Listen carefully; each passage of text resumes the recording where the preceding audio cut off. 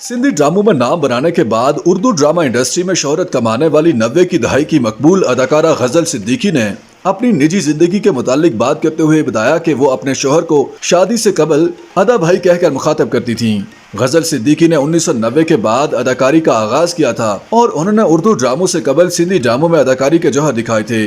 गजल सिद्दीकी ने अदाकारी के अलावा मेजबानी और वॉइस ओवर आर्टिस्ट के तौर पर भी काम किया, जबकि उन्होंने थिएटर प्ले में भी अपने जौहर दिखाए। उन्होंने सन 2000 से कबल मुतादिद उर्दू और सिंधी ड्रामों में शानदार किरदार अदा किए।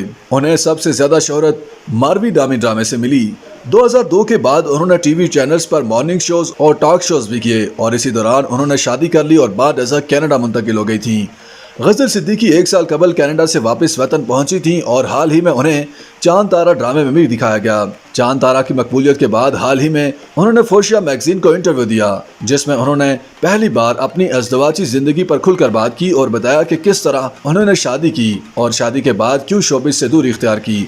अदाकारा का कहना था कि शादी के बाद शोहर उन्हें बार बार कैरियर बनाने और अदाकारी करने का कहते रहे, लेकिन उनका अपना दिल शोबिस से भर गया था। गजल सिद्दीकी के मुताबिक उन्हें अपने शोहर की सबसे अच्छी बात यह लगी कि वो न सिर्फ उनकी बल्कि तमाम खवातीन की बेहद इज्जत करते थे, क्योंकि वो बैरून मुल्क से PhD करके वतन लौटे थे। उनके शोहर उनकी सहेली के भाई हैं और शादी से कबल उनके दरमियान बहुत ज़्यादा ताल्लुकात नहीं थे, बल्कि उनकी अचानक मुलाकात हुई थी।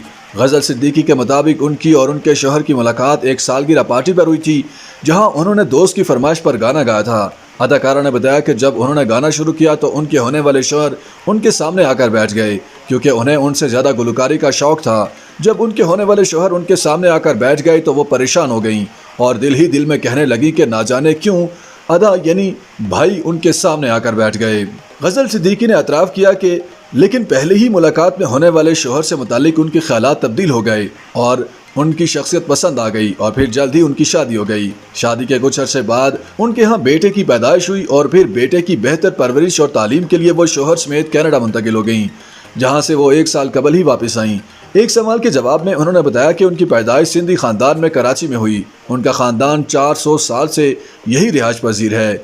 उनका ख़ानदान बहुत बड़ा है। उनके मुताद्दिद बहन भाई थे, जबकि उन्हें अदाकारी का इतना ज़्यादा शौक़ नहीं था, लेकिन ना जाने कैसे वो अदाकारा बन गईं और यह कि उन्हें कभी शोहरत पाने या मशहूर होने का भी कोई शौक़ नहीं था। गजल सिद्दीकी का कहना था कि मारवी ड्रामे में देहाती लड़की का किरदार अदा करने की वजह से बहुत सारे लोग समझते हैं कि वो देहाती हैं, लेकिन दर हकीकत उन्होंने कभी गाँव की जिंदगी गुजारी ही नहीं। उन्होंने शिकवा किया कि बहुत सारे लोगों का ख्याल होता है कि सिंधी ड्रामों में अदाकारी करने वाले लोग देहाती होते हैं, लेकिन ऐसा नहीं होता।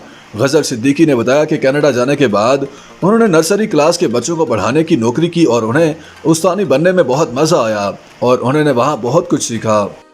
YouTube पर गूगली एंटरटेनमेंट देखने के लिए youtube.com की सर्च बार में गूगली एंटरटेनमेंट टाइप करें। गूगली एंटरटेनमेंट के पेज पर सुर्ख रंग के सब्सक्रिप्शन वाले बटन पर क्लिक करना ना भूलिए। YouTube पेज पर अपलोड होने वाली वीडियो से बाखबर रहने के लिए बेल आइकॉन पर क्लिक कीजिए।